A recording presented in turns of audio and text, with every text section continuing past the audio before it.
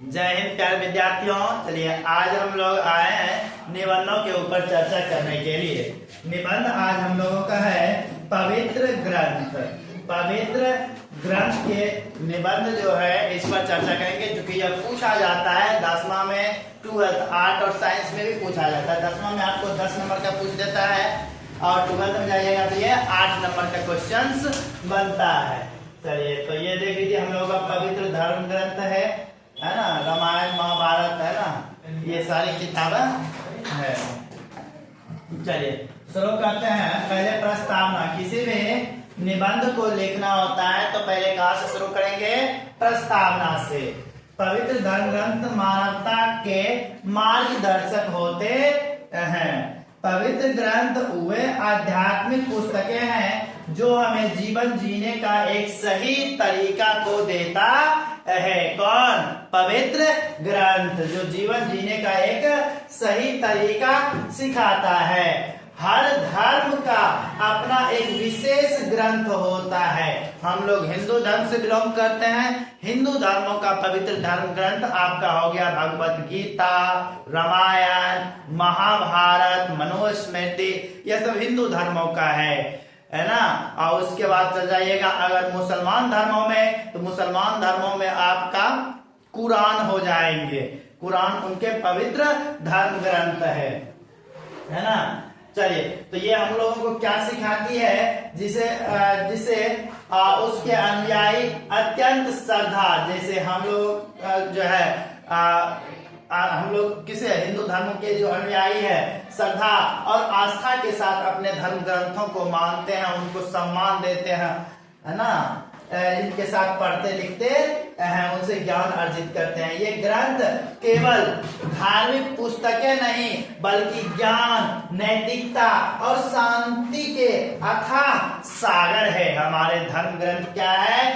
ज्ञान, नैतिकता और शांति के अथाह सागर है। तो ये आपको प्रस्तावना में लिखनी है। इतनी लाइन कम से कम होनी चाहिए। 50 शब्दों के आसपास प्रस्तावना आपका होना चाहिए। प्रस्तावना या इसको भूमिका भी बोल सकते हैं, भूमिका, है ना।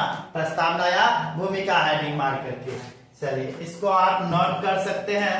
चलिए आगे बढ़ जाते हैं, हम लोग दूसरे पॉइंट को लेते हैं। दूसरा पॉइंट है प्रमुख ग्रंथ और उनके शिक्षाएं। प्रमुख ग्रंथ और उनसे हम लोगों को क्या शिक्षाएं मिलती है?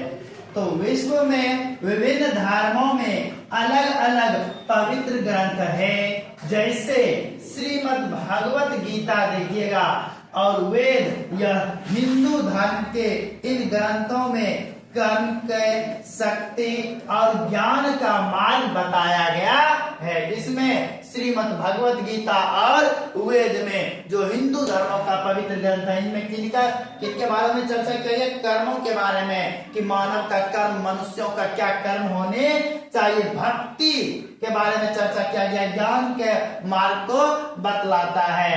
गीता का संदेश है कि फल की चिंता किए बिना अपना कर्तव्य करो। हम लोगों को गीता यह सिखाती है कि फल का चिंता किए बिना, अपने कर्तव्यों का क्या करते रहना है? पालन करते रहना है।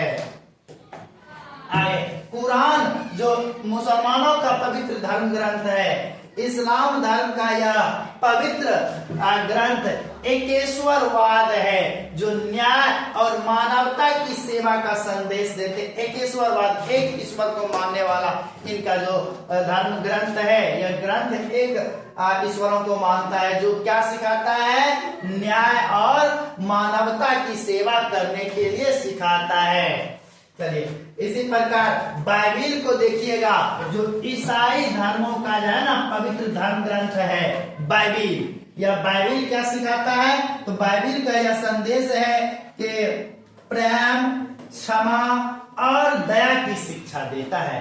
प्रेम, क्षमा और दया की शिक्षा देता है। इस प्रकार से किसी भी धर्मों में जाइएगा, सबका जो है ना मोटा मोटी यही भाव, प्रेम वाली भाव, क्षमा वाली भाव, है ना, भक्ति का भाव, कर्म का भाव, मानव का क्या कर्म होना चाहिए, है ना, ये न्याय का भाव, मानवता का भाव, यही सब भाव को सिखाता है सभी धर्म ग्रंथ, चाहे वह किसी भी धर्मों का हो। कोई भी धर्म ग्रंथ हिंसा करने के लिए नहीं सिखाता है, सब अहिंसा के पाठ पर लेकर जाते हैं।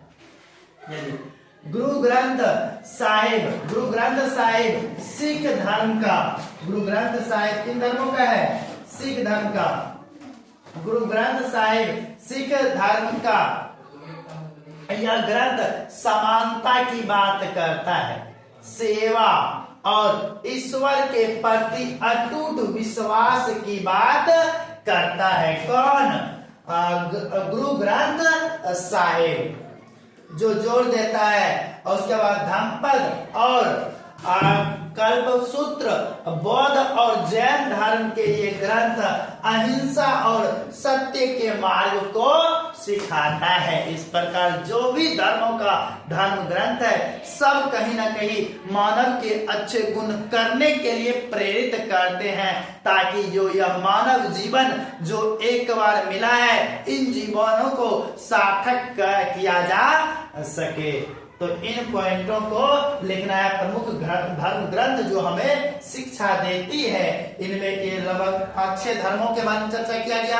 अगर इतना याद नहीं होता है तो कम से कम 3 धर्मों का आप याद रख सकते हैं। हम लोगों का जो हिंदू धर्म है ना, हिंदू धर्म जो श्रीमद् भगवत गीता और वेद हिंदू के पवित्र ग्रंथ है, ये क्या शिक्षा देता है? कर्म का, शक्ति का और ज्ञान का, है ना। उसके बाद गीता यह संदेश देता है कि फल की चिंता किए बिना अपने कर्तव्य का पालन करते रहो। उसके बाद कुरान हम लोगों को क्या शिक्षा देता है? इस्लाम धर्मों का यह जो पवित्र ग्रंथ है, यह एक ईश्वरवाद है, यह न्याय का शिक्षा देता है कि किसी के प्रति अन्याय नहीं करना है, न्याय की बात करनी है, मानवता की शिक्षा देता है ना, यह संदेश देता है। बाइबिल क्या देता है? ईसाई धर्म का जो पवित्र धर्म ग्रंथ है, यह प्रेम को बतलाता है, क्षमा करने की बात करती है और दया की बात करती है। कम से कम इन 3 धर्मों के बारे में आप लिख सकते हैं, कुछ अपने मन से बना करके और 1-2 लाइन बढ़ा करके कम से कम 100 शब्द के आसपास इन पॉइंटों के ऊपर बना सकते हैं। इस प्रकार आपकी जो है ना प्रस्तावना के ऊपर कम से कम 50 शब्द और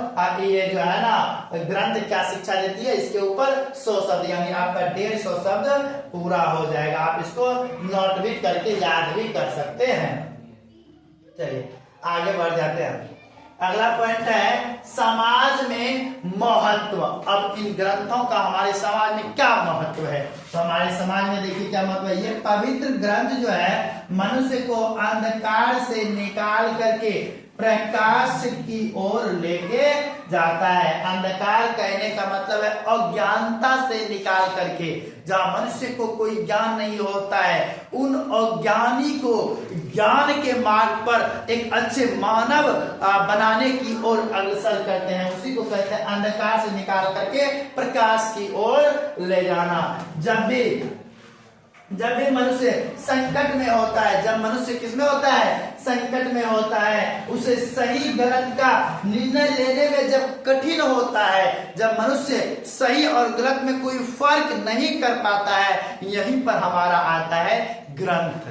यहीं पर ग्रंथ हम लोगों का धार्मिक ग्रंथ मदद करते हैं, सही और गलत का निर्णय लेने में मदद करते हैं। क्या सही है क्या गलत है, इसका सही से पहचान किया जा सके।